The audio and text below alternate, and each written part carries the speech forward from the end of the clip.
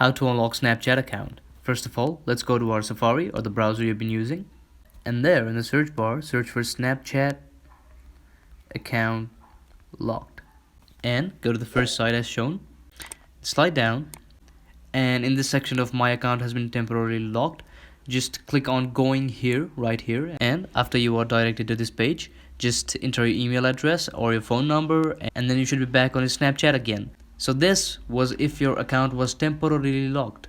But if you have locked your account permanently, then what I suggest you to do is go to the search bar of the browser you've been using and go to Snapchat support and go to the first site right here.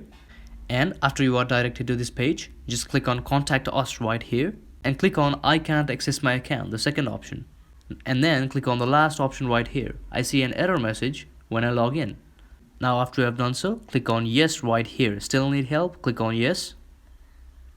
And then enter your username, your email, your mobile number, your device, and when you started having this issue, and in the description write that your account has been permanently locked and the Snapchat should get to you through email. So it's not 100% sure that this will work, but it's worth giving a chance. So that's it for today. Thank you very much.